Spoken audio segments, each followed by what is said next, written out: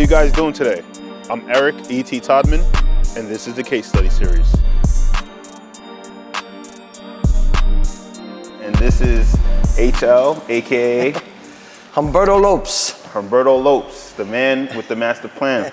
So once again, thank you for having me, man. I've been wanting to sit down with you for a while and just, have a conversation. We've known each other for quite a bit now. Yes. Not everybody knows you, the world-wise. No. So I figured we'd get an interview and put this out. Let's start off, man. Where are you from? My background is I'm half Portuguese, half Puerto Rican.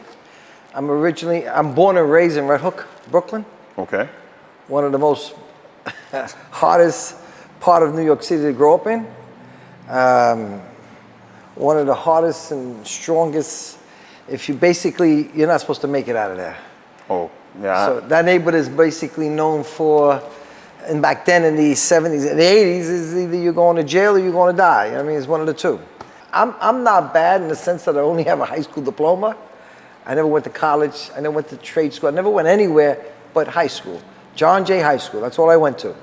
Wow. So going only to high school, I don't give a shit. I don't care what people say, that you can't make this, you can't make that. Those are all theories and people's mentalities of what they say. So what made you so different? What made you an outlier?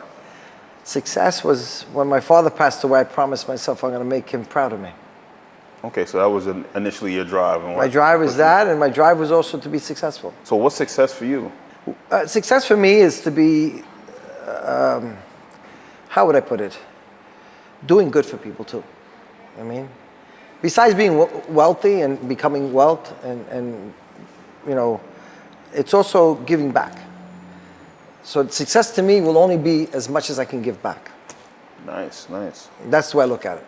That's good. Having a lot of wealth, a lot of buildings, a lot of different businesses, that's all good. But if you're not giving back, what does it all mean? So let's talk about the business. You have somewhat of a conglomerate, right? You just don't have one particular part of the business. Break down HL Dynasty for me. Well, HL Dynasty is the mother, right? Then you break it down to HL General Contractors, HL Property Management. Okay. So you have the construction. We built our own buildings. We renovate our own buildings. We go up to 12 stories. 12 stories and under, we're doing. And anything over 12 stories, we're still part of it, but then we're subbing out a lot. And we're hiring different people. Because my license, I have my own superintendent license. I have all my licenses that I have. And I didn't want to continue going to school. I didn't want to continue, maybe later on in the future, but it took a lot out of me. You have the real estate. You have the management, which are three that are next to each other. Because once you get to a certain point, you should have your own management company. How do you run it all? Well, I dedicate my time in the day, several hours for each thing. So let's say in the morning, from around 7 to about 9:30, 10, it's all construction. That's dealing with all the supers, going to the job sites, all the foremans, the project managers. But in between, during the day, things pop up anyway. But I dedicate a few hours for that. Then I go into the real estate for a few hours, and then I go into the management for a few hours, and then I go to the next one for a few hours. But then in between everything, things arrive. People call me and stop and, hey, this job site needs this is going on here. We need to meet the engineer or the architect or the subcontractor sometimes. The same thing with the real estate, same thing with the management. Hey, we got court case coming up and the tenant wants to go to trial. It's things like that they pop up, and then I get a phone call or they come down to my office and we talk. Okay, so how long you been in this industry? 40 years now. 40 years. Wow, that's a wealth of knowledge and probably like a whole lot of fun. So now, since you mentioned it earlier, and I wanted to kind of save that for later, but let's just jump right into it. Now we can get to some of the other fun stuff. Why a zoo? You own a zoo. Well, as a little boy, I always loved animals. Okay.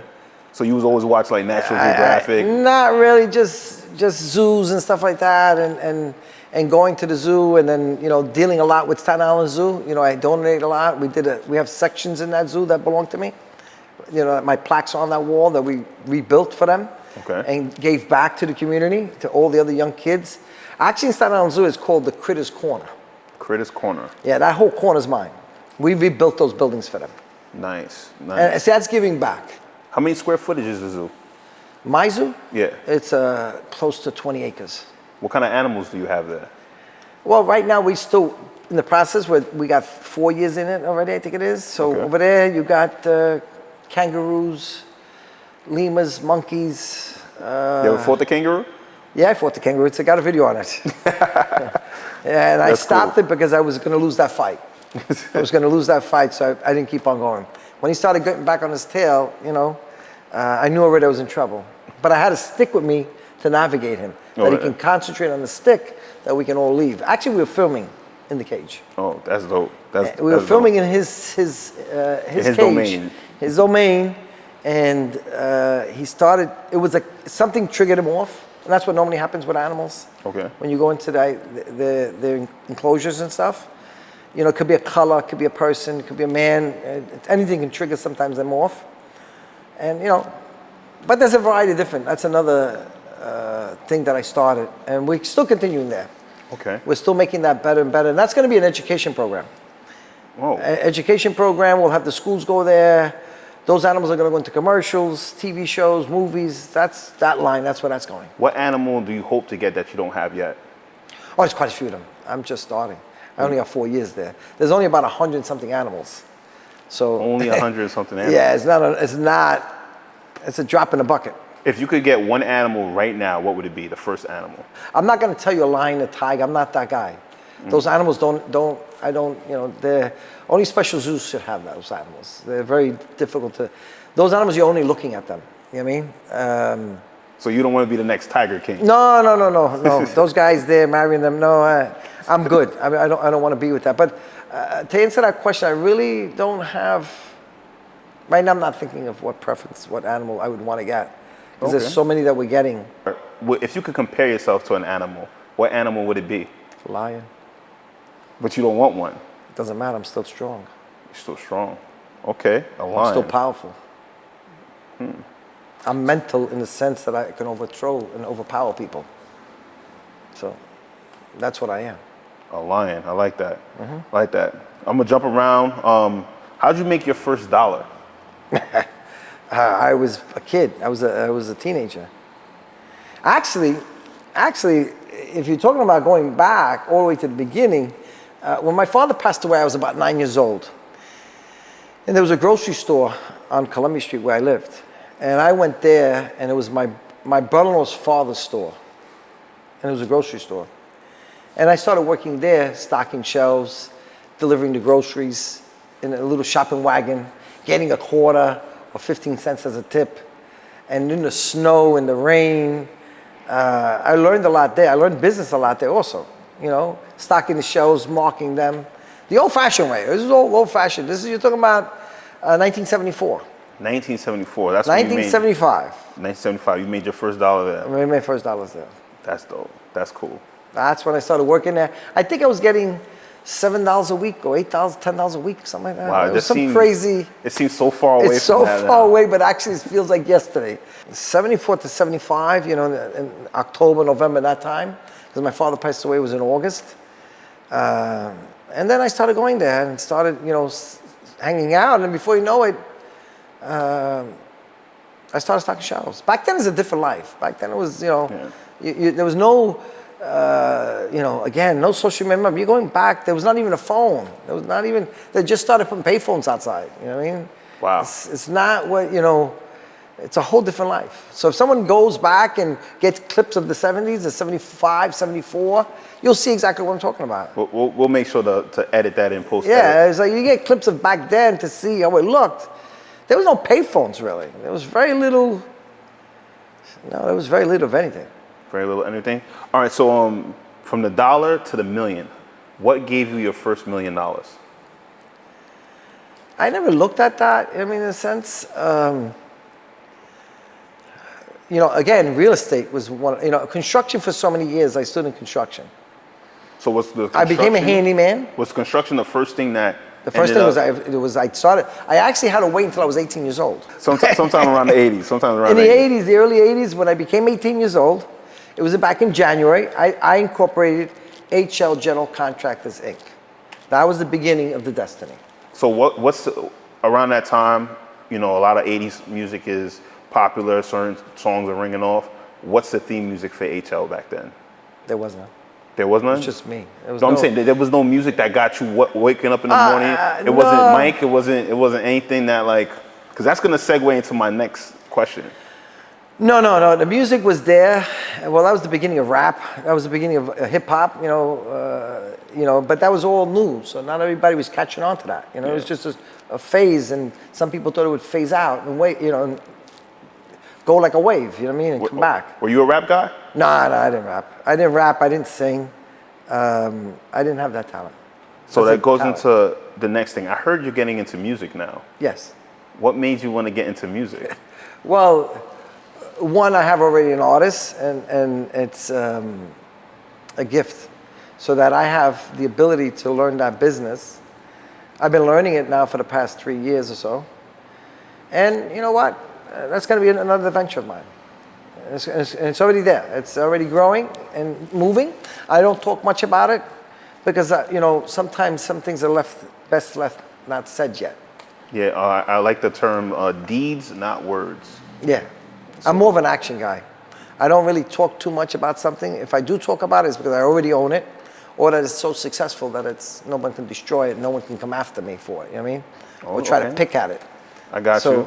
The music industry is one big industry. There's different, moving components with that. Okay, different moving parts. Different moving parts on music, and I actually enjoy that. So I actually enjoy that more than anything else right now. Really, the music? Oh yeah. I enjoy the music part. I enjoy learning. We just ventured with one of the record labels as for distribution. So I got a little understanding of that business, and since I'm the record label, I don't have all the, what's a proper word to say? I don't have the keys to all these doors. So I joined up with another record label that's big, huge, and they saw what I have and my potentials on my artists that I have, and we said, okay, let's make a deal. What's since I know you don't want to give out the artist's name or anything like that, what is the biggest show he's done so far? One of the artists that I have is Jovian. Oh, Jovian. Jovian's one of my artists. Okay. Jovian is up there already. He's up there already.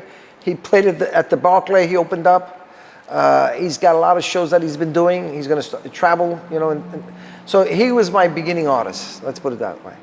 All right. He started. So what are you calling the record label? December Records. December Records? That's the name of it. Why December? I was born in December. Okay. December what? December 3rd. December 3rd. Happy belated. Yeah. Or future belated, guys, coming up soon. Yeah. So I named it because it sounds, actually, we picked it, and my son said, hey, it was between December. I said, no, I want December. Because I also wanted HL, but he said, no, it didn't sound good in HL. So I said, all right, no problem. So we'll go to December Records. Fourth quarter. That's cool. I want to get a little bit into family. Yeah. Right? Obviously, you're the head of your family. Wife, married, kids. Yes. How long you been married with your wife? I would say 30 years. 30 years? Something Okay. like that. 30 years. What's her name? Her name is Jeanette. Jeanette Alfonso Lopes. Out of all the choices of a rising man or success, what made Jeanette the one you said, I want to marry her? We actually dated for many years before we got married, because I was so trying to build something. The most important thing in a relationship is if they got your back. If they're going to help you and guide you and be part of that conversation, right? Which a lot of people don't have. So I was able to bounce things. Actually, she came and worked with me. She worked with you or for you? No. She worked for me, but she also came and worked with me. Actually, you know what? Thinking back, she got on when I first started, after so many years, I did meet she was my girlfriend at the time. As she was my girlfriend, I didn't have a truck. I didn't have nothing. I had tools that I was getting. And we went on the 63 bus that would take us to Fifth Avenue, because I got a job on Fifth Avenue and 7th Street, 6th Street in Brooklyn. And she came with me. We put the tools in the bags and some little carry-on stuff, and we waited and we got on the bus, and she helped me paint, and she learned a lot, and she jumped in. She was the best back then. I mean, in the sense of where a person came in and said, hey, no problem, I'm with you. I'm with you 100%. Back 100%. Yeah. And when we did that, I was doing jobs and I needed help because I couldn't hire nobody at the time. I was, a young kid. I'm 18 years old, 17, at that time I'm 19. 18 or 19, I think it is. And she came and helped me. She came and helped me. Okay. And that's what we did. I was fortunate that I was very blessed to say, okay, you stay with them and help raise them more because my time was limited. But with my 4 sons, I made it my best way of putting it is that I would be there for them all the time. I was a Mr. Mom. I would bathe them, feed them, dress them, everything. We would go on couple of vacations every year, take them. Friday, I would stop and get out early and go. We would take everyone plus their friends. We would go to the movies. We would go to eat and Toys R Us. Whichever way we did it. So every Friday was the movies, no matter what. For years? For years. Years. Well, they're a little older now, so Toys R Us. Oh, they're Us, older. We still do it. I was just last Friday, we were in Florida for, this weekend. I was there last week for a while, and then we went to go see Flash, is it? Yeah, the Flash. So we still do it. The kids are with me up there, and we went. But I say to a lot of fathers, even just recently, I say to people, what I said also on Father's Day was that people don't understand. Raising a family is a job, man. It's an important thing that you're there with your kids, especially in the beginning. It's not a job, it's a life experience, right? And I say to a lot of young guys, man, pay attention to your daughter, man. Before you know it, she's adult, she's married, real fast. Yeah, pay attention to your son. I have a daughter, she's currently about to be 13 this year, and before I knew it, she was 13. I still remember when I brought her home from the hospital, and she was drooling and crawling around, and it sprouted up just like that, man. You're a perfect example then, you understand? Yeah, I definitely understand that. I have 4 sons. I'm a Mr. Mom, I'm still a Mr. Mom now. Even though they're 27, 23, 22, and 19, no, 20 now, because they were a few years apart. We try to have them back to back, except for the first one. And then we had some complications afterwards. Being a father, it's very important to be a father, especially in today's society, an actual father. Not just saying, hey, what's up, but not even going out with them and spending time with them and seeing what they're about. And the biggest other thing that I tell a lot of parents is get your gift that your son has. Look for it, find it. Pay attention to it. Pay attention to it. Everybody has a gift. What happens in life that I see is that some people have the gift, but nobody brings it out of them, right? There's a talent, there's something that they have.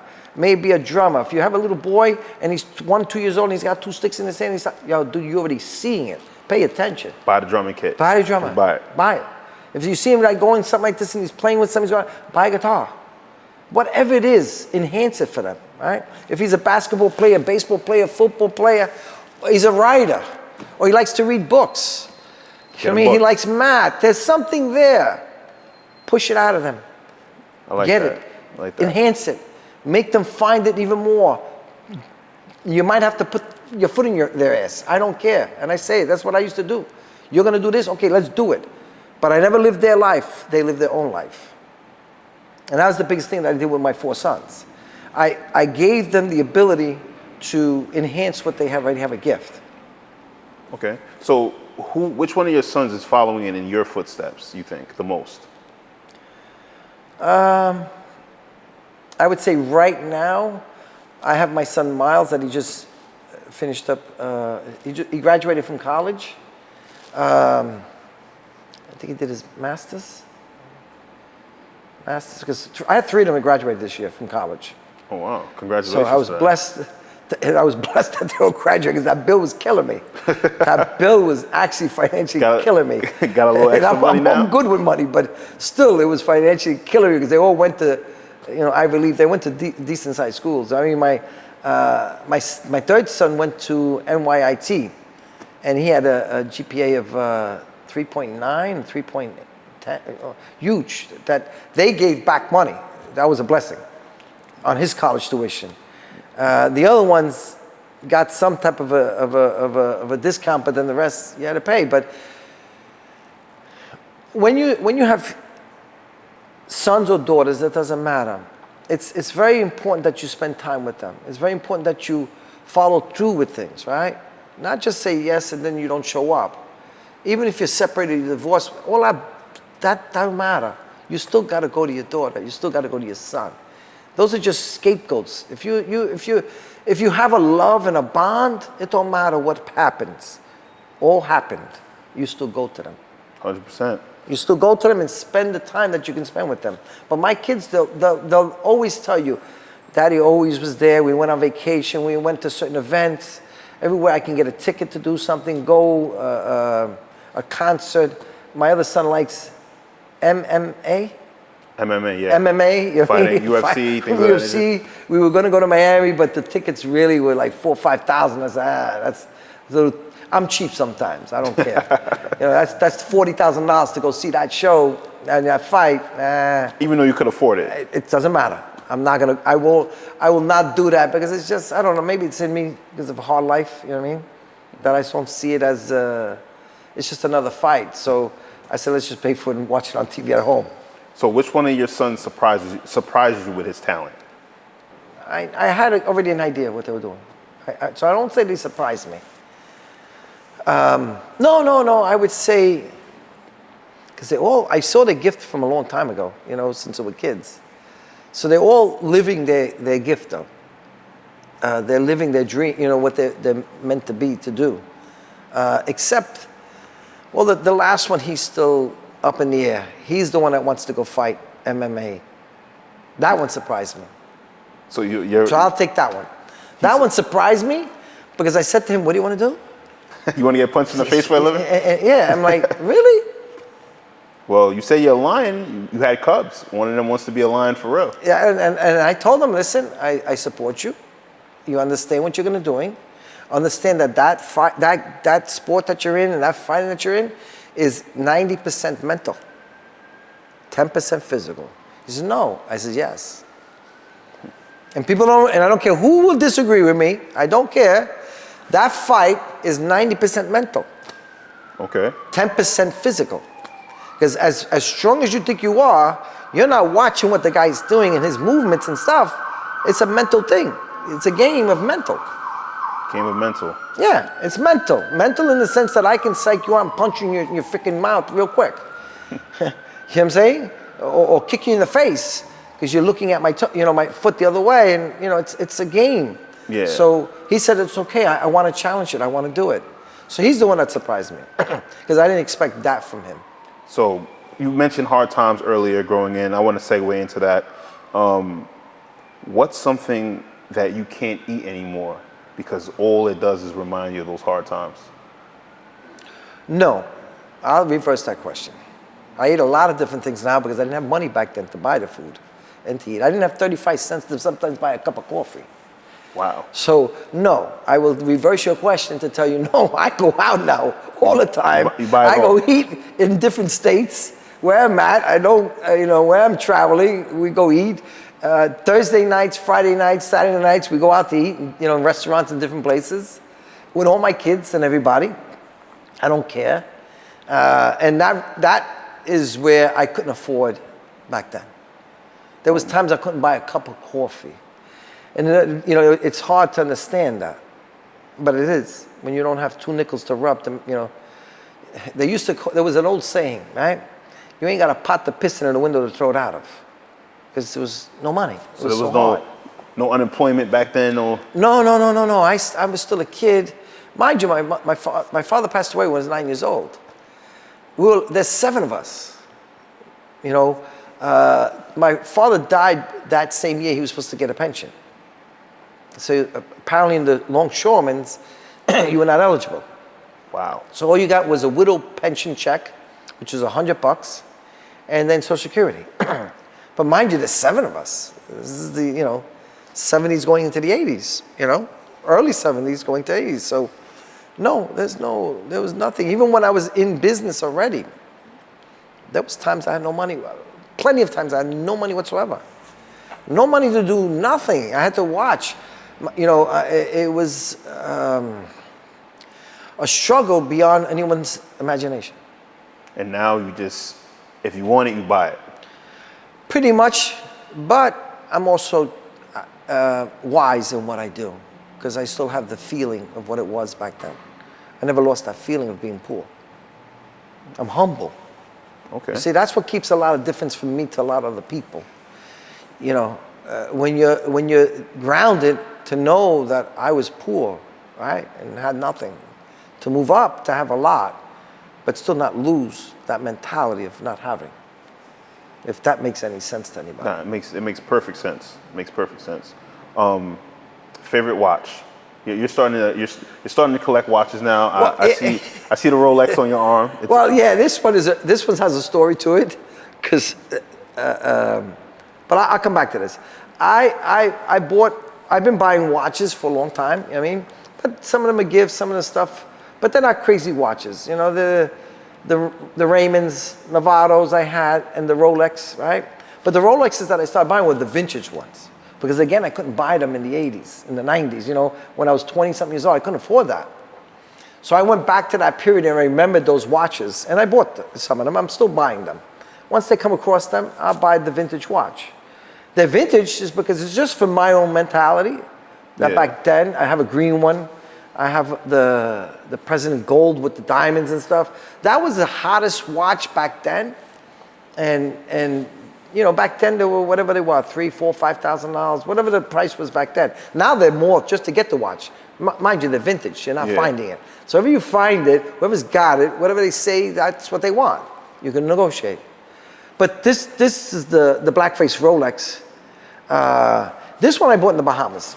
Recently? Yes, just a couple of months ago when I was down in the Bahamas. We're hanging out, we're with the real deal. We're with the real estate foreman, I think they call it. And we're all hanging out, and we're in a hotel, and it's okay, you know what? I'm going to go to the other side. We had some time in between the event, and there's a Rolex store there in the Bahamas, inside the hotel. That's okay. I walked in there, and everybody's walking in and out, but I happen to speak Jamaican. You speak a little patois? Yeah, man. Yeah, man. All right. So I hit it off with the lady. She just happened to get a shipment in. So she says, I got a black watch, a black face watch. I said, okay, no problem. I'll come back.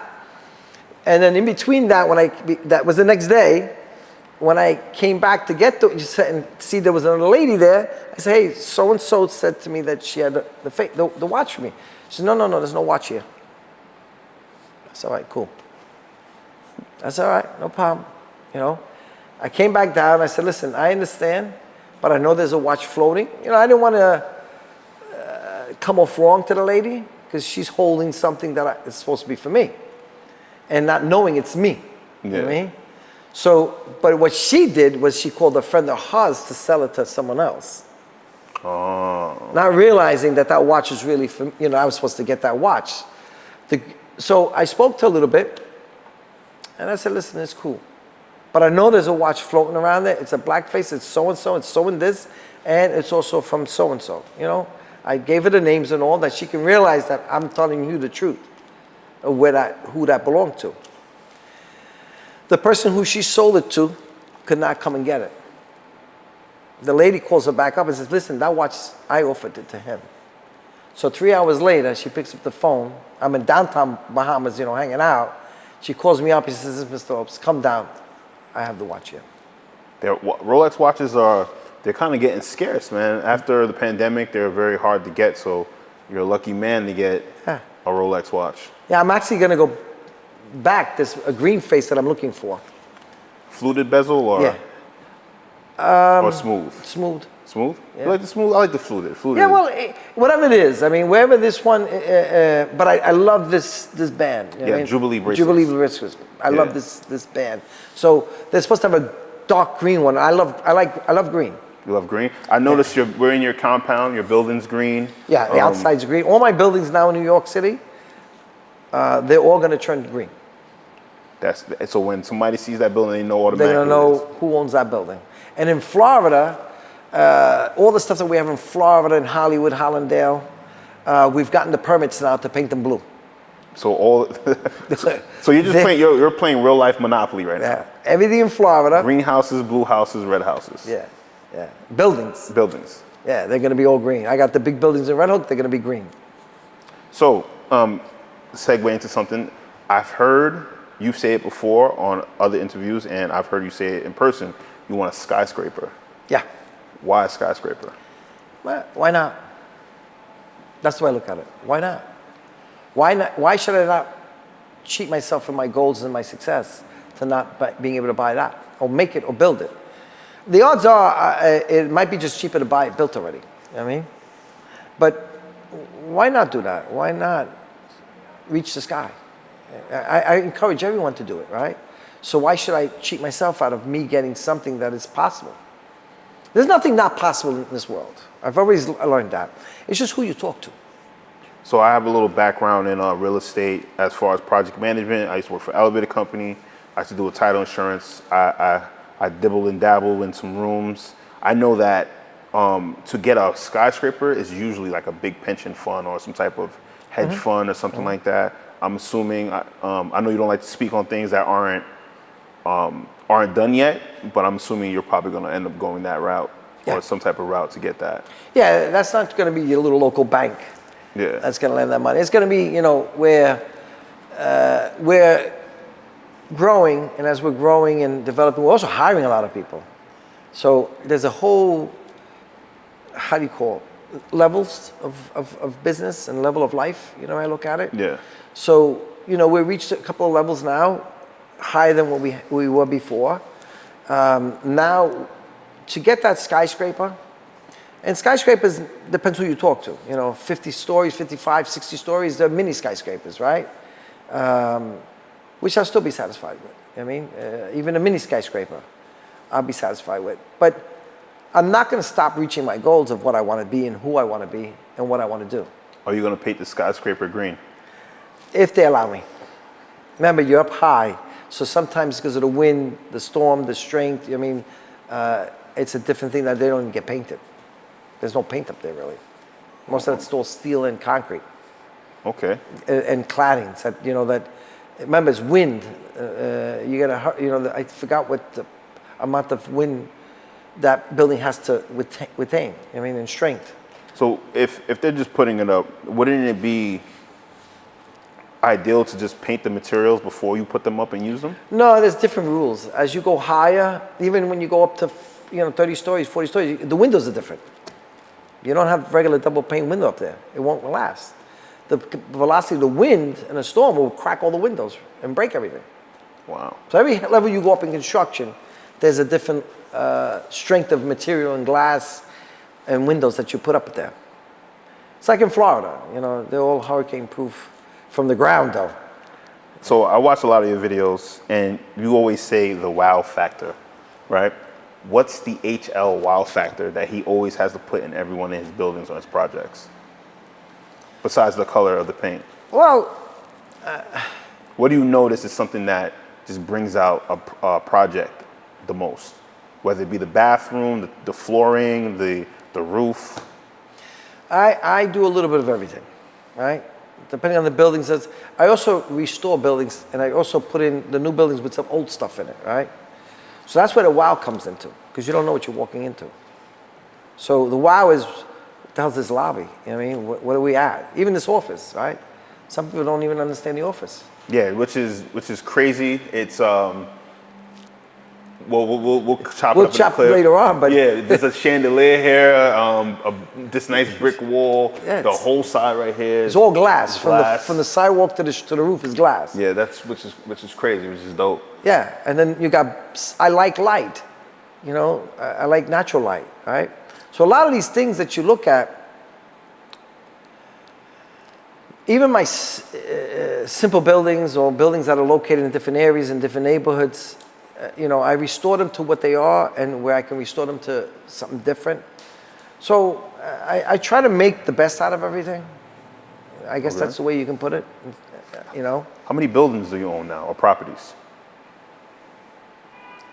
I don't normally like to say, but they're easy 100 and better. 100? Yeah, something like that. Do you remember all of them? To a certain degree, I do. I do remember. Do you have a favorite? Yeah, I do have a favorite. I mean, besides the two that I live in, I have trophy properties. I call them trophies. This property we're sitting in now doing this interview, is this one of your trophy properties? Yeah. This is rumored to be, you own the whole 4 square blocks. No, this one's the one block. You own 1 block. This is almost one block. So this is going from corner to corner. corner to corner. Right. So No, corner to one corner. Oh, corner to one corner. I have the other, quite a few other pieces of property the same, one corner to one corner. Then I have several properties, almost a whole block of mine. Wow. In different parts of Brooklyn, right? Then I have the major one in Red Hook that I have 4 square blocks.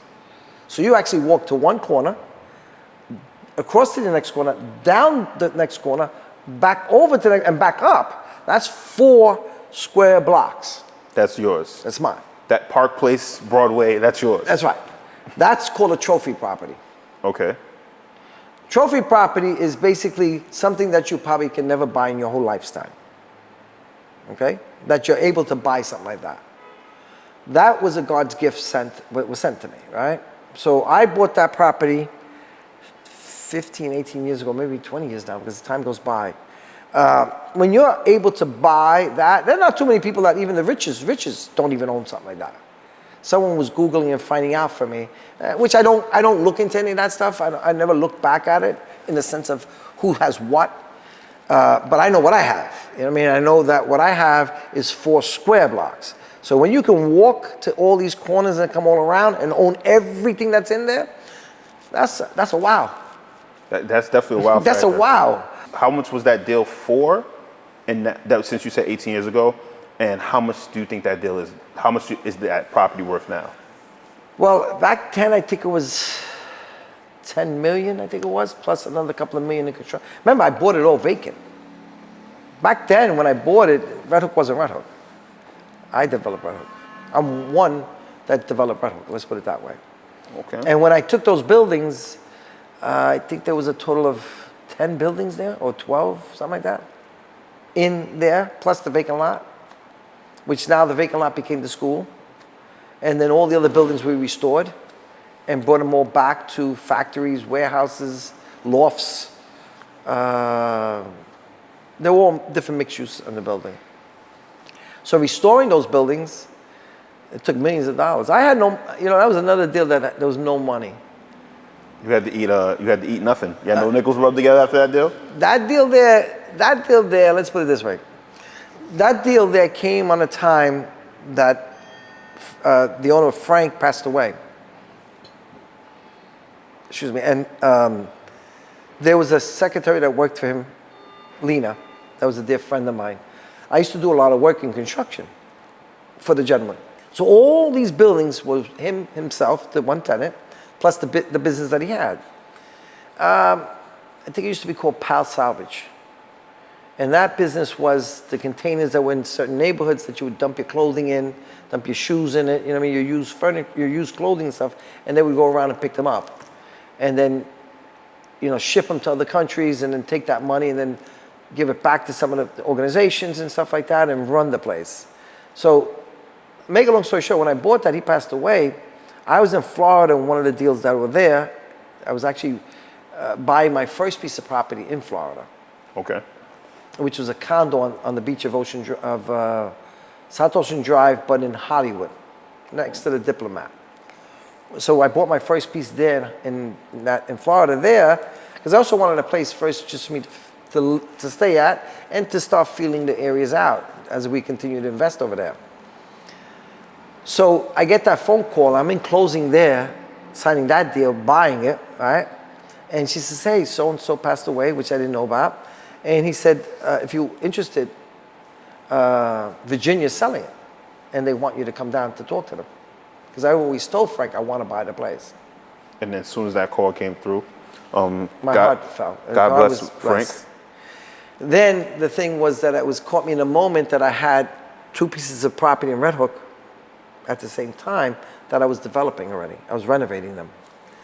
So what happened in between there was that my home in Staten Island, I had applied 2 months before that for a home equity loan. That was the time they were giving out a lot of home equity loans. Back in 2000, I think it was 2002. I'm not remembering all the years right now. But I happened to get 500,000 home equity loan, 529, whatever it was, a home equity loan line. And from there, I was able to get the 200,000 to put on the down payment for that property. $200,000 for a $10 million deal. Yeah. And she held the mortgage.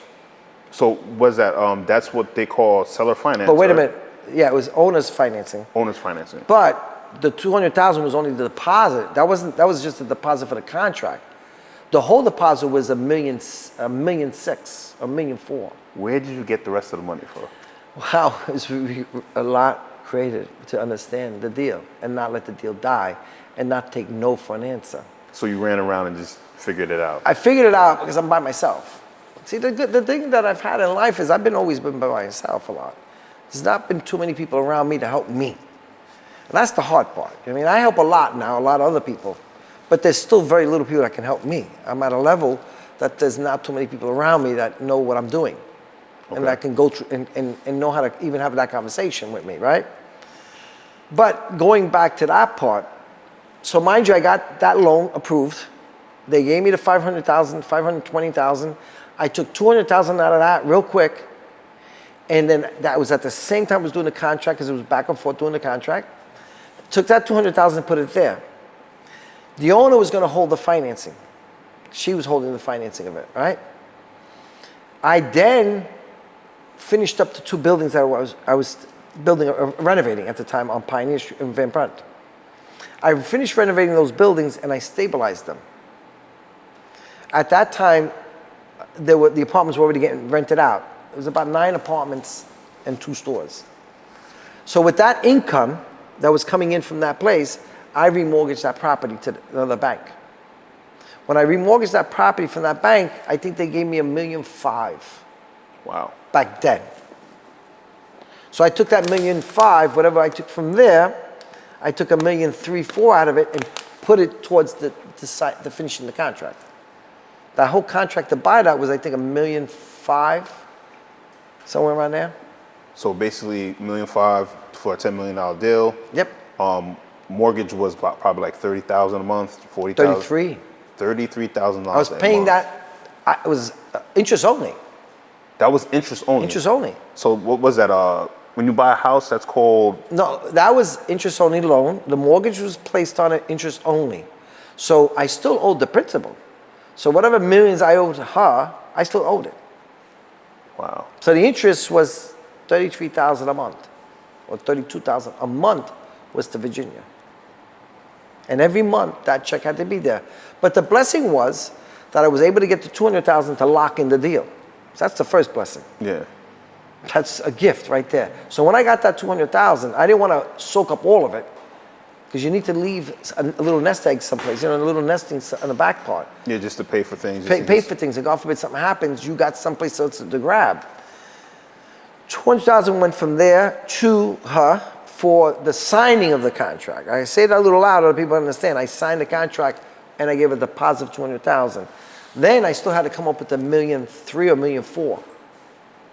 And that's for the mortgage. That was to close the deal. To close the deal. For closing, I had to come up, 60, 90 days later, I had to come up with the balance of the money for closing.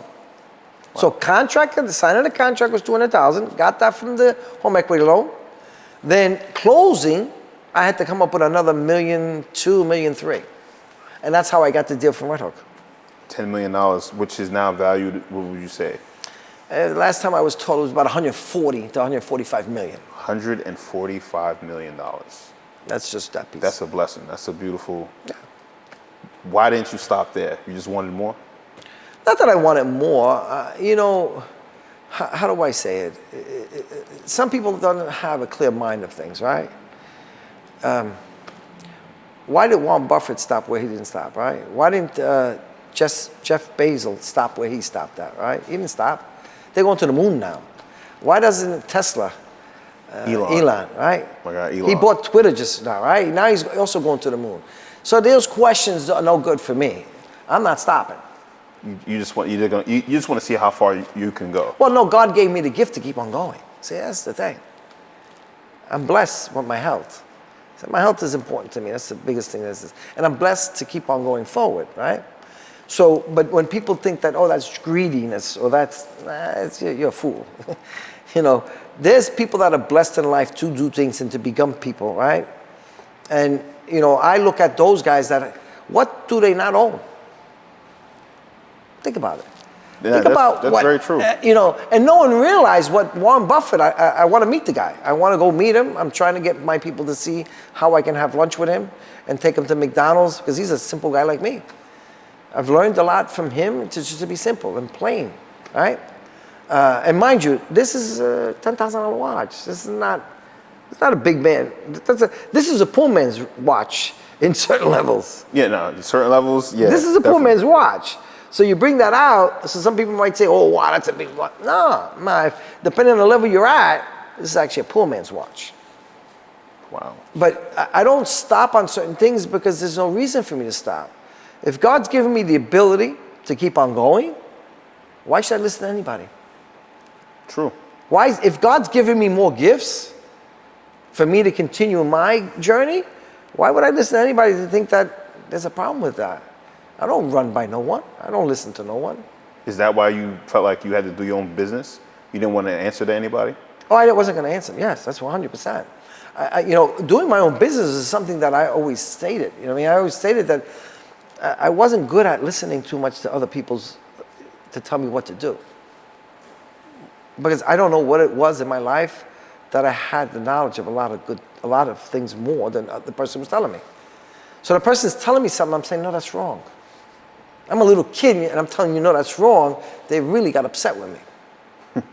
Because I was actually telling them they were wrong. Up until today, I still have that problem. Tell people that they're wrong. They're wrong. So give me the top 3 people that HL really wants to sit down and have a day with, a lunch with, a dinner, a conversation. So we have Warren Buffett as one. Warren Buffett would be one. Who'd be the second person? I would go to, just to pick their brains and hang out with them, would be Tesla. Elon Musk. Elon Musk. Jeff Bezos. Jeff Bezos. Jay-Z. Jay-Z. I would go to Jay-Z. Rumor is you actually did a deal with Jay-Z or helped him on the deal. Where Jay-Z lived? Yeah. On State Street? State Street? Yeah. I did the downstairs buildings. Okay. Where he lived upstairs, where Jay-Z lived upstairs, I was downstairs. The sneaker stores and those stores there, I developed that area, but that wasn't for him. Oh, was it for him? Okay. That was for the music guy. But I did work for a lot of the artists and a lot of the actors, like Chris Rock, Dougie Fresh, Spike Lee. A lot of those guys I did work for them in their personal homes or for their family when I had the construction company. Okay. So, but I would love to meet Jay-Z. I mean, he's another Brooklyn guy like me. So I'd like to sit down with him and just bullshit and talk. Because he's also in the music industry. He's also in the real estate industry. You know, he's all over the place too. Just like you are. Yeah, but bless him. God bless that guy too, man. Oh, well, you mentioned Elon. I noticed you have a Tesla now. Yeah. Red one. Yeah. Why red and why Tesla? You seem like a gas guy. You've been gas I am a gas life. guy. I just that my son kept on telling me, why don't you just get a Tesla? And at the same time, when I bought that Tesla, the price went down. So that's what I like. The way I'm going to buy my Bugatti, same way. So how do you? Same way I'm going to buy certain things that I'm going to own. Fire sale? Yeah, it's the best way to do it. Soon as somebody can't afford I'm it. not searching for them yet. So when I start to search for them, I'll find someone that's under the water, and that's what life is about. I don't. It doesn't bother me that I prey on the ones that should have never even owned it. You fashion a shark more than a lion to me.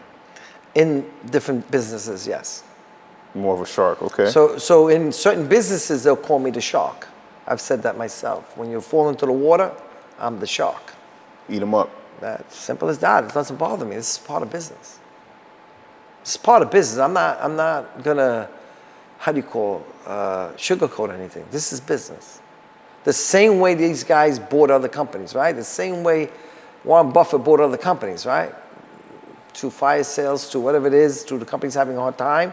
And then what I'll buy is buy them and enhance them. I'm not gonna destroy them though. I'm gonna make them beautiful and bring them back up and employ more people. For anybody who doesn't know, what's a fire sale?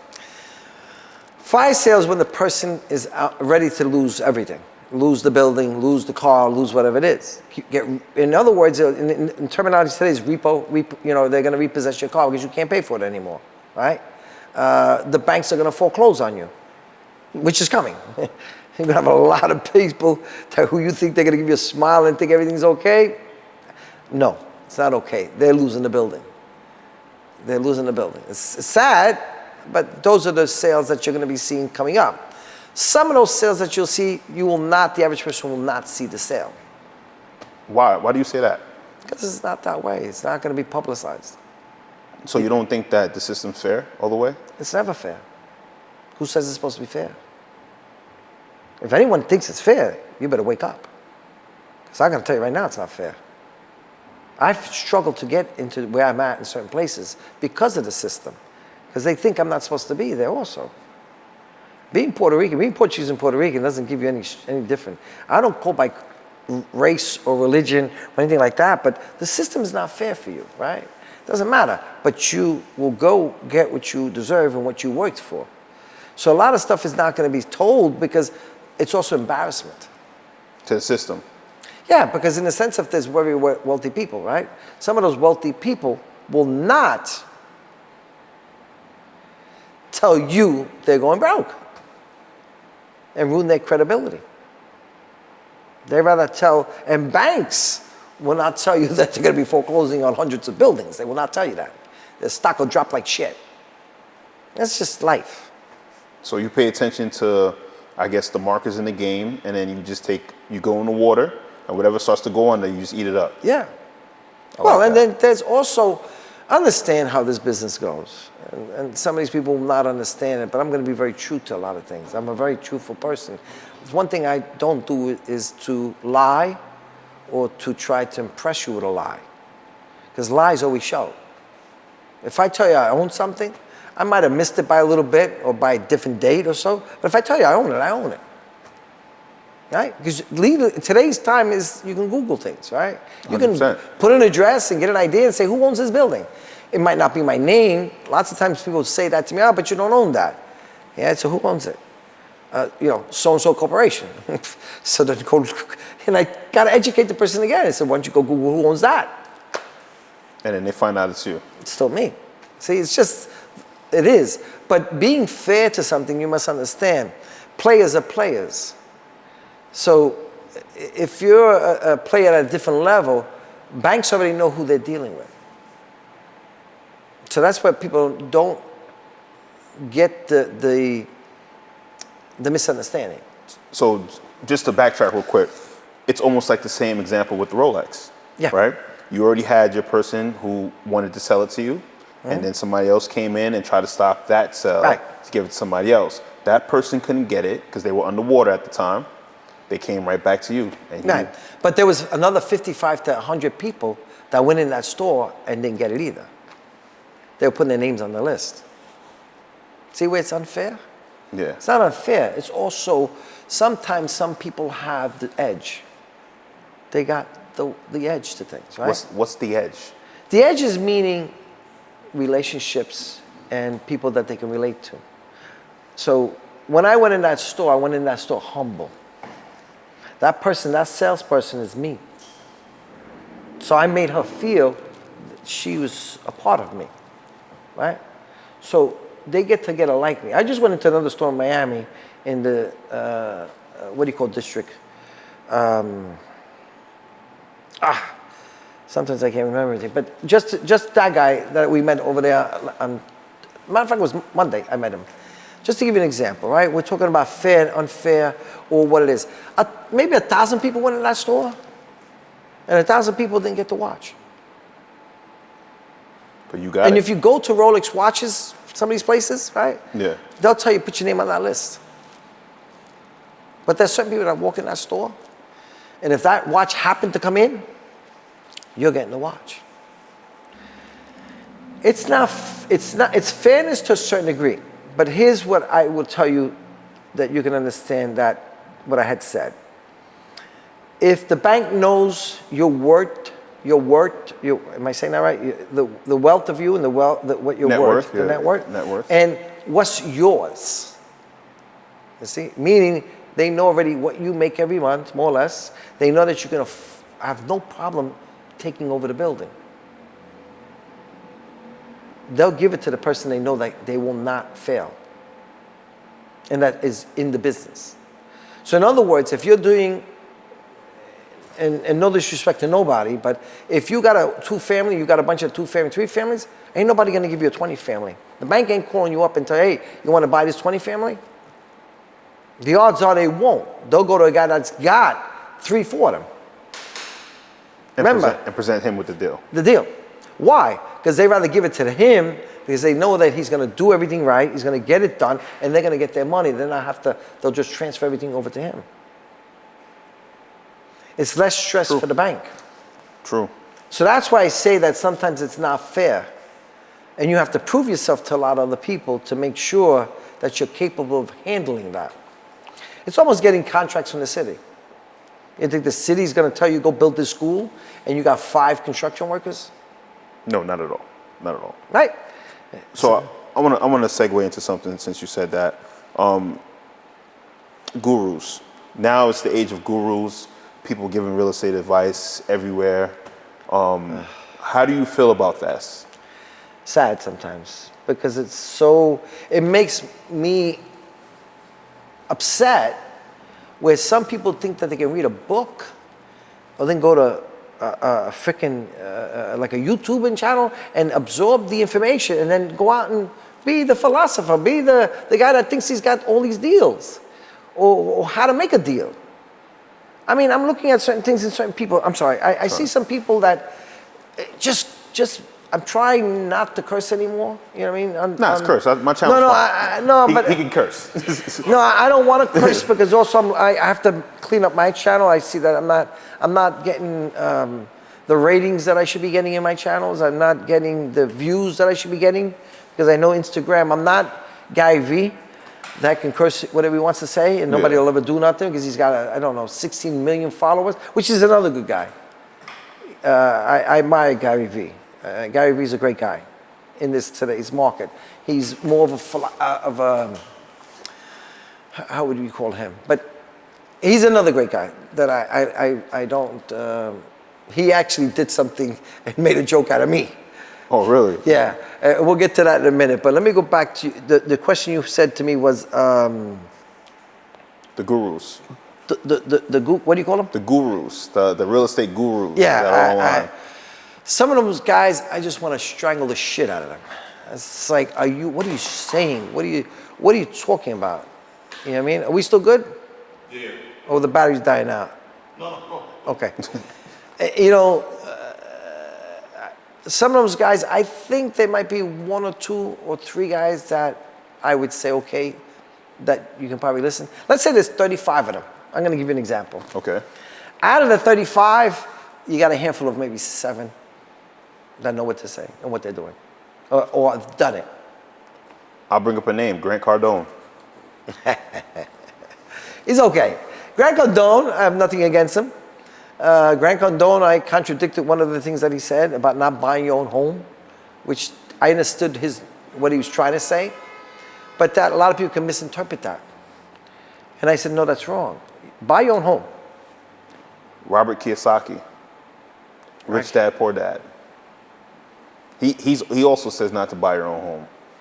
That a house isn't an investment. They're wrong in my eyes. In my advice, I would say they're wrong. And I'll tell you why. See, I have a why. I'll tell you why I would say that's wrong to say, especially for certain people that are starting a family. See, I'm a family man. You want to be in the neighborhood, you don't want to be moving. Today you're paying me $3,000 a month, right? Or $5,000 a month, and I turn around and the economy just keeps on going and the interest rates going up and everything. Now you're $10,000 a month. What are you gonna do? You're gonna move. You're gonna be moving and moving and moving. Your family's gonna be moving. Your kids are not gonna be having friends. They gotta move. They gotta go to another district for schooling, right? The supermarket, the stores, everything that's around you is a community where you wanna stay. Okay. So to me, to tell you, don't buy your own home, no. That part I'll argue with anybody in this business. If it was Jay-Z, anybody that's telling you that story, I would totally disagree. Because I'm one that own property where I live, the property I own in Staten Island that I live. I will never move from there. I actually own it with no mortgage. Okay? The property I own in Florida with a very little mortgage on it, right? Those are homes. Those is your compound. This is where you're going to stay. This is where you're going to raise your kids. And your kids are going to grow up to become teenagers and adults in that home. And the precious, precious moments that are priceless. There's no price on that. You could put a price on it. The birthday parties, the weddings, the graduations, the barbecues. There's no price on that. Stop. Stop saying you don't buy your own home. No, you buy your home. And you live in your home. What I tell people is future. Don't buy a 2-bedroom house or a 3-bedroom house if you're looking to have 5 kids or 4 kids. You know what I mean? You buy yourself a decent house, struggle to buy it big enough, and that's what I did. I bought big homes. And these are things that like even Grant Cardone does. I mean, he's got his own thing. He does his own business. He does his thing. God bless him. He's got his private planes. Hey, I ain't knocking you. You know what I mean? God bless you. You know what I mean? I'll meet up with him too. I'll sit down with him also. A little bullshit. You know what I mean? You're looking to get a private plane? Again, those things don't fascinate me. But if a fire sale was to come up, I'm buying it. Would you keep it or resell it? It depends what I do. I'm cheap on myself. Those are things that don't bother me to tell you. I don't care. I don't care to buy that plane. So let's say if I bought that plane, I don't know, 75 million, 100 million, whatever it is that plane, right? Let's say, whatever the number is. And I got a good offer on that plane, and I'm not using that all the time. In the 50 states, going back and forth, dude, there's a lot of private planes we can take for a couple of $1,000s. And you don't have to own that. That's like a boat. You know, I've had a little thing of boats also where people think that, you know, you got a boat and you don't have a plane. You know, there's a lot to go with it, right? You got that plane, you got a pilot. You have insurance on it, right? So there's a lot that's just owning that. So it's unless that's making you a considerable amount of money, you're just pouring money into it. You're pouring money into that, and that's sitting there, and it's parked, and you don't own that airport. Oh, wow. If you don't own that airport, you're paying for parking that plane. You're paying for all of that. Just to get on that plane, I don't fly. I fly every few days, you know, every 5, 6, 7 days I'm flying. You know, even 10, sometimes 8 to 10 days I fly. And I fly to a lot of different places. But I don't care. I'll buy the JetBlue plane. You know, the JetBlue ticket for $200, it's $150, $300, and I'll take 5, 6 people with me. So see, I'm not worried about that. It doesn't bother me. That doesn't faze me. What is bothering me when I take the flights now, the people. The people more and more incompetent, I say. More incompetent. Incompetent because they don't pay attention to life. They don't pay attention to other people. They have to respect other people. And let's get along and understand how you get out of a plane. Do you know there are fundamentals of getting out of a plane, getting on a plane, getting on an elevator, getting off an elevator, getting on a bus? You know, people getting off the bus and you trying to get on the bus or like the elevator. Have courtesy. You sit back, wait for the people to get off the freaking elevator, and then you go on. People off, people on, people off, people on. Not you get on and the guy's got to go through you to get off the elevator. And the same thing with the trains, right? And same thing with buses. Some mentality here is that we're not teach people the ethic of what you're supposed to do and have respect for each other. It's just so stupid sometimes. I look at this shit, I'm like, dude, don't you wait for the people to get off the elevator? Isn't that more common sense? The people get off the elevator, you get on. But getting back to the plane things, I don't see that. That's a lot of money, and it's cool. Don't get me wrong, but I think he owns 3 of them now. Yeah, I believe he does. Something like that. I've heard that he owns 3 of them. It's a lot of cash, a lot of money to dump into it. God bless you. If you got that extra cash around, I'm blessed. Listen, you're blessed. I heard it's a tax write-off. How do you? I don't give a shit for that. You don't care for that? I write off other things that still make me money. Let's talk politics, taxes. New York's taxes have heightened and or grown in the last recent couple of years. You don't ever feel the need to take your business out of New York and go somewhere else? The difference for me to that part and that question is that I own a lot of my stuff free and clear. So to me, that's a different kind of flex right there. Yeah. So free and clear. Free and clear. And that's the difference for me from a lot of these people. I don't own mortgages. I don't have a debt to it. I have expenses because I have to create them. Yeah, that's part of taxes, right? Yeah. But New York City right now, it's disgusting. Nothing else to say about it. It's disgusting here. The property tax goes up next month in July. And he didn't say nothing to nobody. What's the increase? What's the percentage on the increase? Oh, some of them are 15, 10, 12. Listen, I got property from an increase of $600 to $30,000. It's going. Wait, $600 is your mortgage. I mean, your tax. No. Increase. The increase per quarter. Wow. So let's say the property was, for argument's sake, a simple number. Let's say that property was $8,000 a year. Okay. Every year you would have to pay in quarterly, $2,000, $3,000, whatever it adds up to 10 or 8,000. That's your property tax for the year. But in New York City, it's broken up into 4 quarters. So every 3 months you got another tax bill, which is fair. But these taxes in New York City, a lot of landlords don't realize it. They did, some of them, a lot of them realized it. It was too late. Is that why a lot of the New Yorkers? I heard COVID exposed a lot of things about what was going on, what was wrong with New York, and a lot of people left to Florida. You have property in Florida. Yeah. How do you feel about the politics in Florida and the taxes and things of that nature? Well, the governor over there is smart.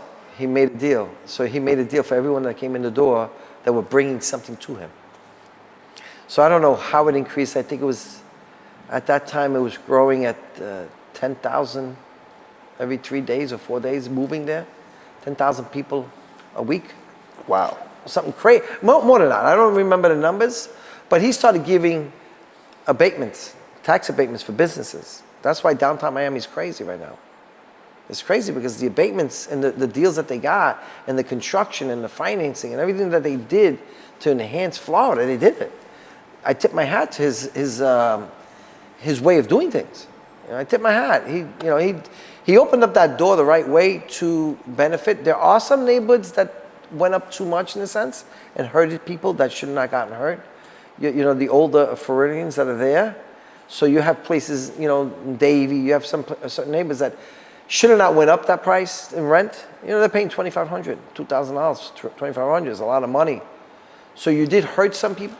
In a state where the income isn't as, no, they're not paying as much as they are. No, I think minimum wage is $8 to $10 an hour over there. Wow. And then you get a rent at $2,500. You're hurting people now. It's not fair. But you said yourself, the game's not fair. Game's not fair, but I'm fair to a lot of people. I'm fair to things that you don't hurt people. See, the game is not fair on a certain level. So let me clarify that for you. Okay. The game is not fair on a high level. So let's say the bank picks and chooses, like they pick and choose to give me this watch. That's the game there. But in the game of you being a renter, you're not a game. That's not a game now. You're just a worker. You're just a person that's, how do you call? You're a renter. You're not in the game. The game is not yours. You're just paying rent and you're going home, right?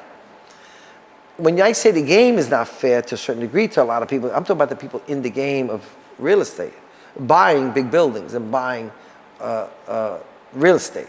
So what level would you consider you to be in the game?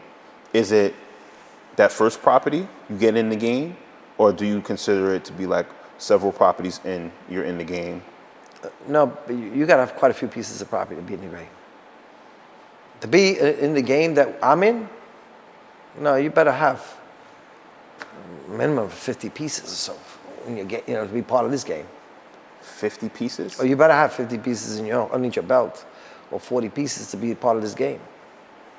It's just that's just life. That's a lot of moving parts. Yeah. How many people are employed under you?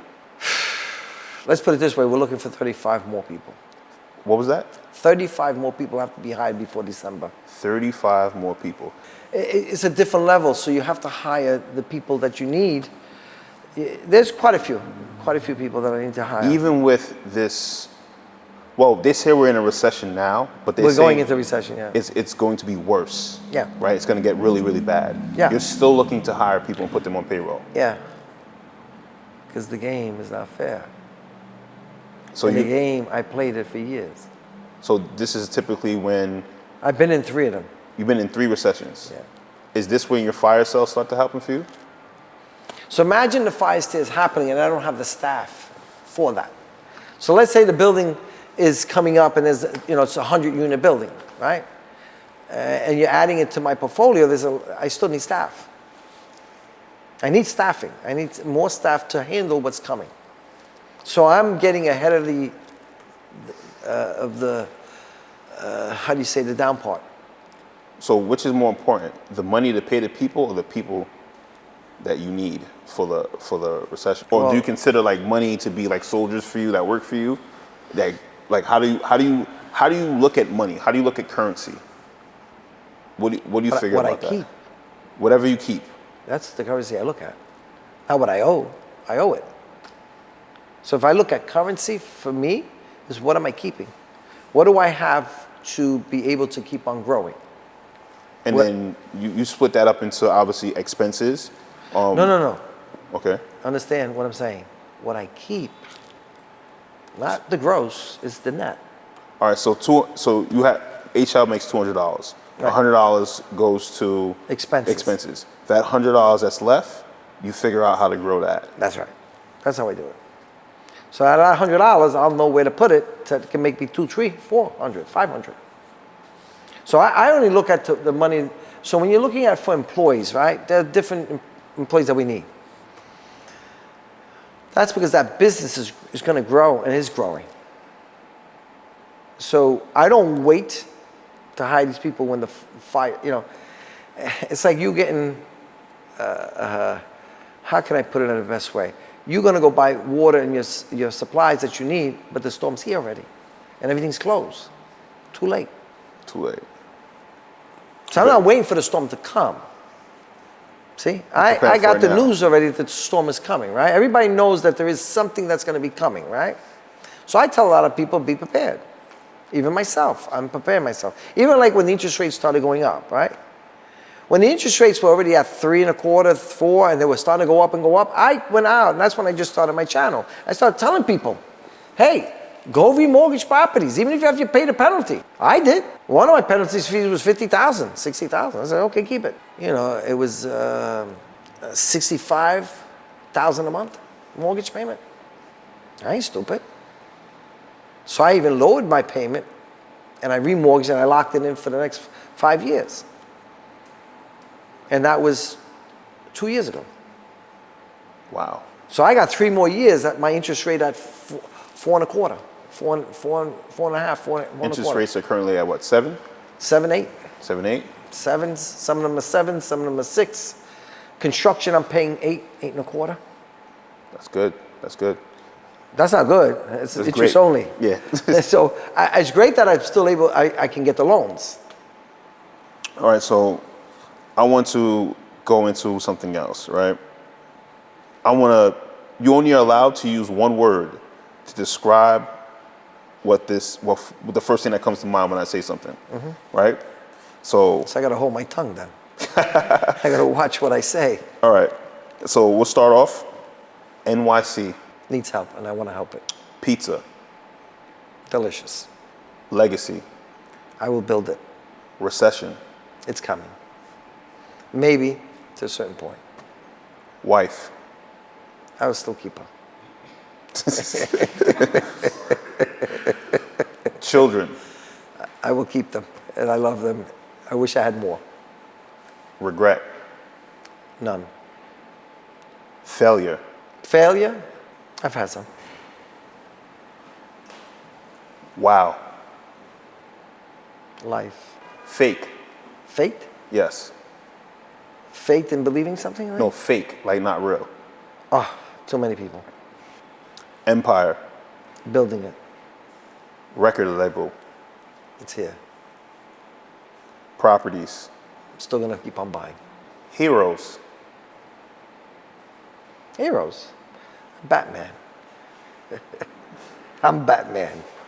Martha Stewart. Want to meet her. I'm in love with her.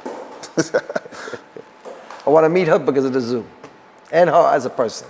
Bloomberg. Bloomberg, Michael Bloomberg? Yes. Yeah, I want to meet him also. Tesla. I want to meet him too. And I own them. I own a few of them. Construction. A lot of work. That's a lot of work.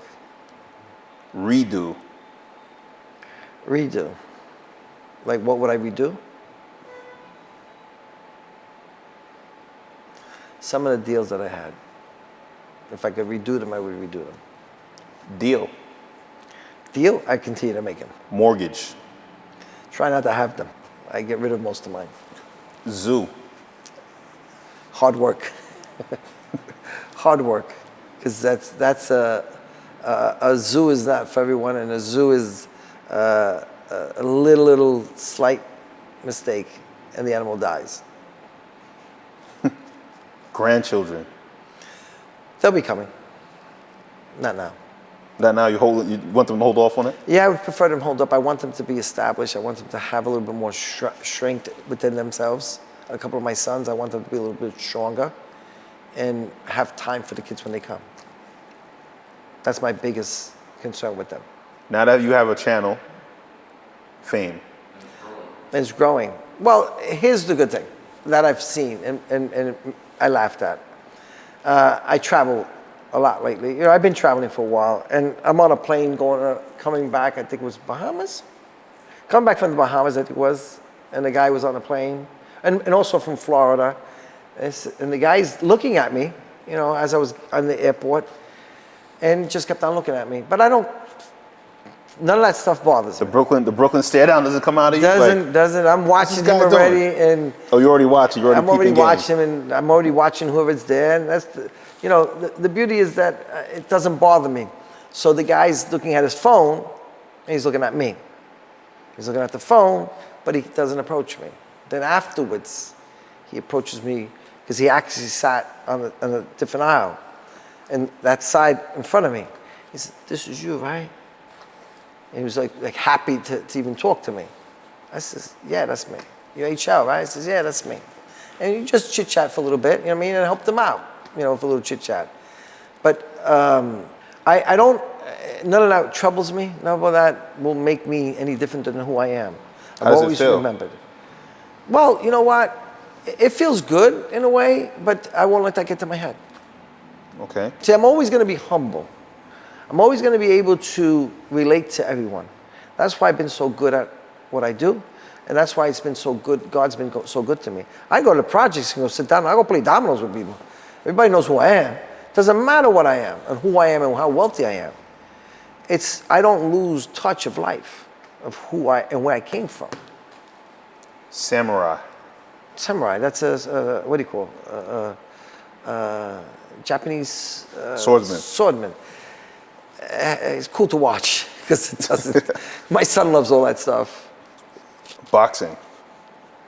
I'm an old timer, so I would go to Muhammad Ali. I would go to Mike Tyson. You know, those are the guys that I respect and would watched and fight. You know what I mean? Some of the new guys I watch, but I don't. My son's pushing me more to MMA, right? MMA. Any deal that you felt like, shit, I should have trusted my gut and took it? There's a couple of them. There's quite a few of those.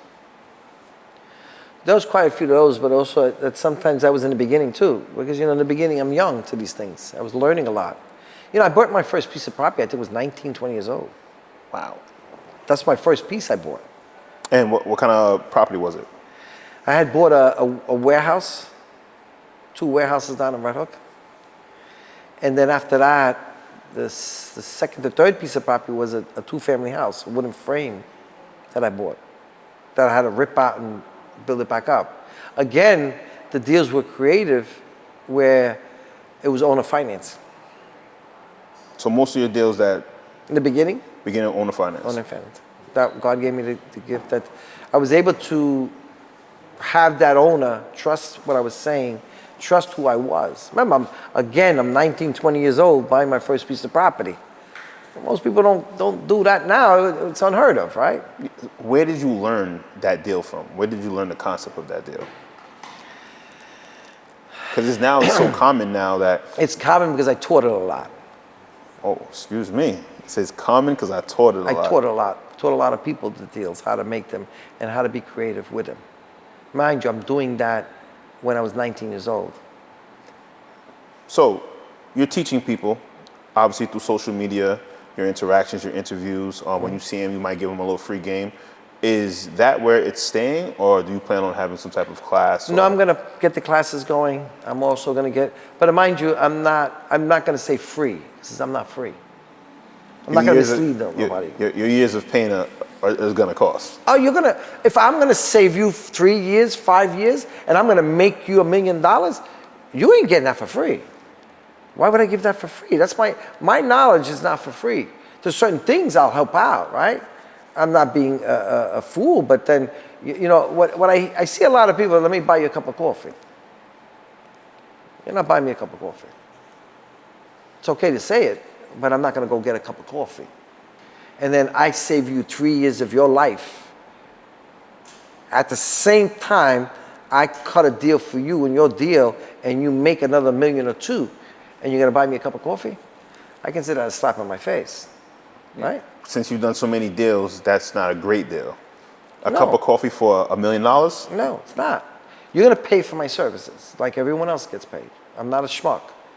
I'm doing certain things to help people, don't get me wrong. The ones that I know that need help, I'm gonna help them. I mean, there's a lot of people that I've helped already. There's a lot of people I made them millionaires. Later on, maybe you can go interview them, because I like to see what they say, just for curiosity. And I definitely would like, I would love for you guys to go and interview them and say, hey, and I'll give you the names, and I'll tell you, hey, go interview this person and go see what he says, how he got his buildings, how he bought his houses. Because I love to see, because it's in camera. If he doesn't mention the right name, then I already know he's full of shit. Will that bother you? Yes, it will bother me. Because I always give credit to where credit is due. I'm no different than anybody else that the main people in this game, right? A lot of the big players like me won't do this. A lot of the big players that I know, they won't sit down. They will not sit down. They will not even give this the time of day. They're not social media guys. They don't want him. I wanted to write a book. And my son said to me, no, Daddy, you can't write a book. Ain't nobody, it's not good, because today's social media time. Everything is social media, with all the social media platforms. And Gary Vee says that a lot, right? And which, I believe and understand. So I decided to go this way with social media, but you can pay. I'm gonna have classes. If you want a one-on-one, you're gonna pay me, the $500 for half an hour. I'm no different than anybody else. I'll make you a lot of money. So for $500 for that half an hour, it's not a lot of money. Don't call me. It's okay. I'm not mad at you. I ain't gonna bother you. You will never bother me. It will never bother you. It will never hurt my feelings. If somebody says, oh, he's just taking advantage, I'm not taking advantage. I'm telling you what I'm gonna do. Taking advantage of someone will be me sitting with you and then giving you the bill. No, before you sit with me, before I even talk to you, this is how much it is. You already let them know what time it is. Right off the beginning. Don't even call me. Don't even DM me. I'm going to tell you what it is, that there is no misleading. I don't mislead nobody. Neither do I like anybody misleading me. So I will never mislead nobody. If it's bullshit, it's bullshit. But if you're going to sit with me, you're going to take up my time, and I'm going to teach you something that's going to give you for your rest of your life, $500 is nothing. Think about it. $500 for half an hour. You might get it somewhere cheaper. Go ahead. It's okay. But it might not have the same impact. It might not come with the information that you might give out. Mind you, whatever I talk about, I already own it. Some of them free and clear, no mortgage. That's right. So play that game. Let's see who you can play that game and know that I don't need to remortgage my property. I don't need that to have a mortgage. So who you think you're talking to? You understand? Yeah, 100%. Some of these games, I tell people I laugh, I invented that game. You don't just know about me because I'm not the guy that used to be out in the front all the time and be on, in the 6 o'clock news, I used to call it. I'm the guy behind the scenes. So in a funny twist of fate, me running around real estate, going to events, people did mention you. People actually heard about you. We ended up having a cross of paths of some sort where a company I used to work for, he invited you to his home because you're a big player. And I think that's cool now, consider the fact that you're being more out there and things of that nature. Why now? Well, here's the thing. I want to write a book. But let me tell you something. In 40 years, a lot of people know of me, but didn't know me. Didn't have a face to the name. Remember, the 90s and the 2000s, social media didn't exist. But people knew certain people. People Right. knew the Bloombergs. People knew Yeah. a lot of the other big players in the game, which you're a big player. Why stay hidden until now? Because at the time I didn't care. This stuff I didn't care for. I didn't want to spend any time with it. You know what I mean? And two, I had to check my closet to see how many skeletons I had there.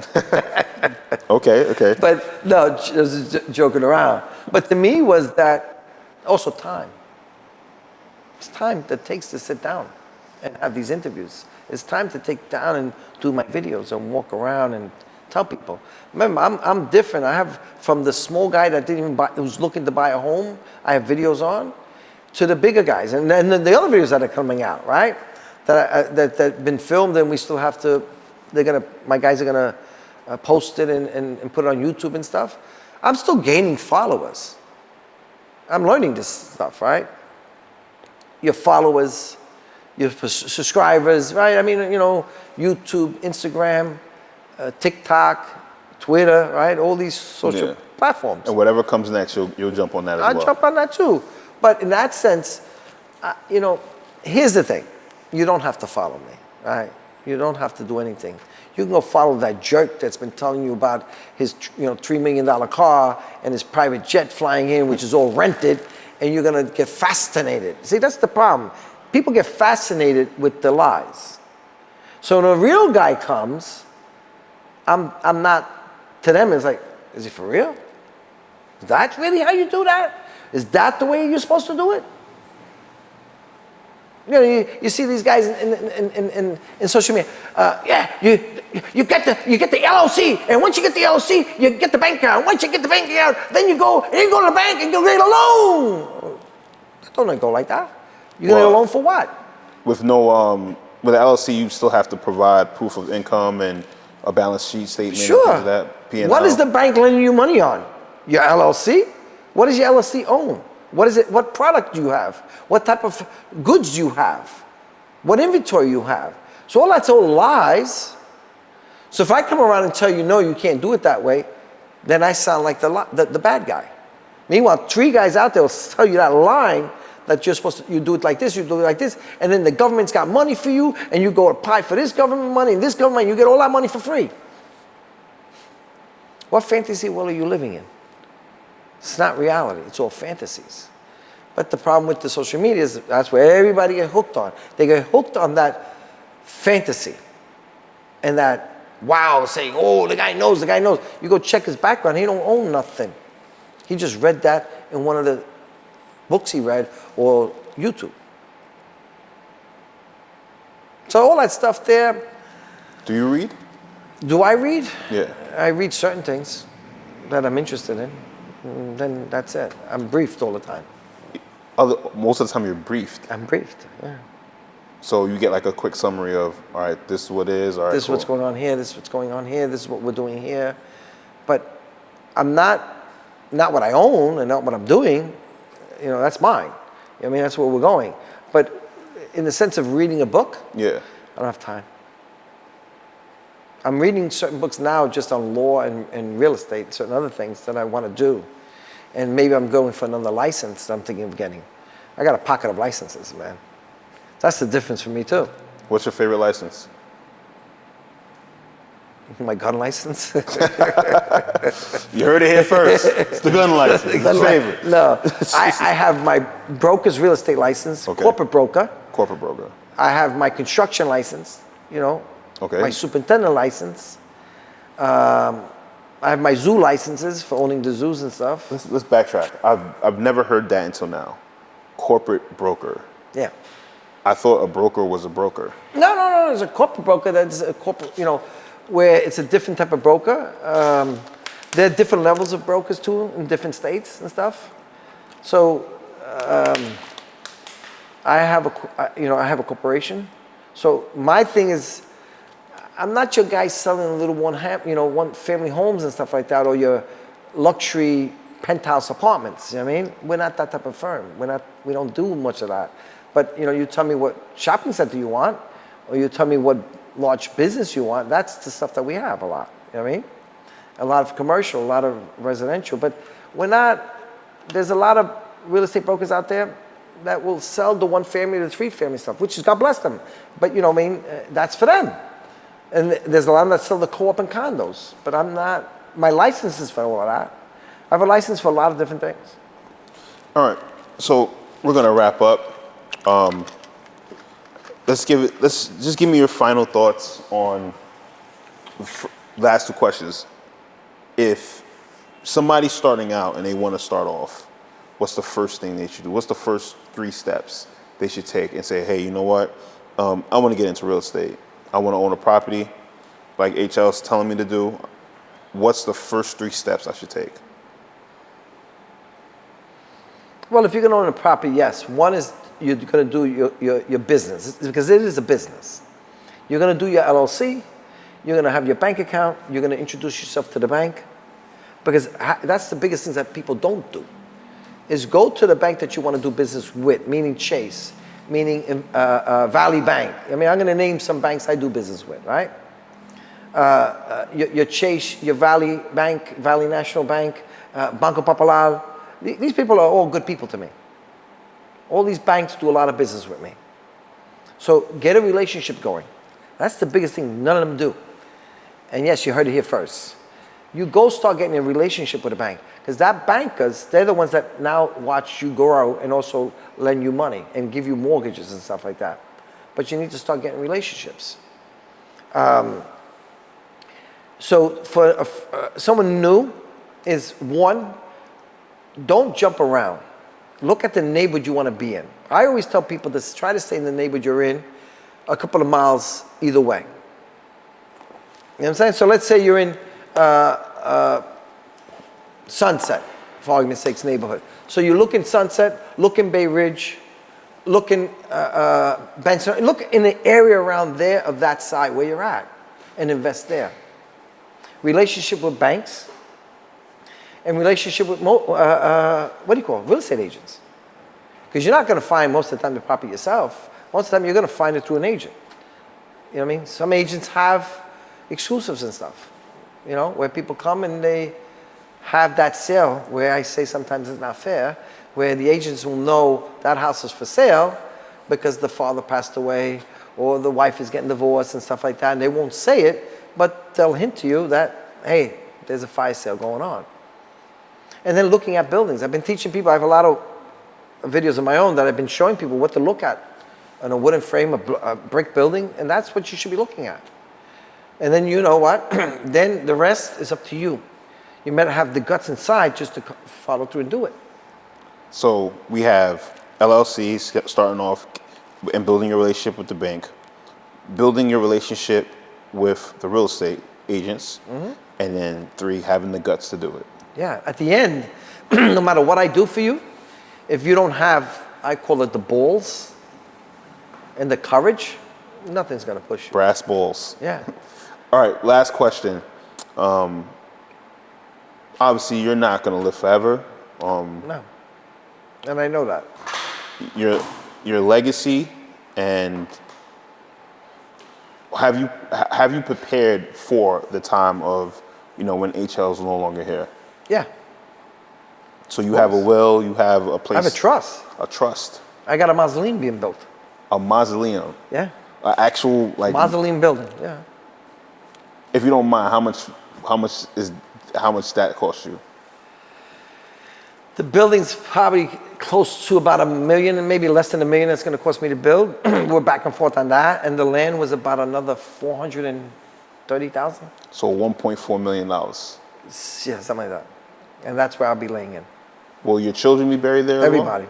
Everybody. It's I designed the mausoleum, which nobody really knows. That's going to come on some episodes. I did buy it in Greenwood Cemetery. Okay. Staying in Brooklyn. Staying in Brooklyn. Got it. Yeah. Born. And I'm going to die here. I am born here and I'm going to die here. No matter where I go in the world, I'm coming back to where I was born at. So yeah, I'm going to have a building. It's just about finished design. I'll show pictures of it later on. It's going to hold 12 caskets and about 32 urns. But most of my family I don't want burnt. I don't want cremation. But in case they decide they want to be cremated, this is another thing that people don't talk about. So I'm going to have episodes on this. Will that building be green or blue? Apparently that building, the marble don't come green. So the granite and the stones that come, it's probably almost a rose gold. Rose gold. Something close to that. HL, I appreciate your time. Yeah. This was a great conversation. I have nothing else to say. You gave me the wow factor. I'm wowed today. All right, my man. Pleasure. Pleasure. Yeah. Thank you, buddy. See you guys. All right. HL, the man with the master plan. Even when I die.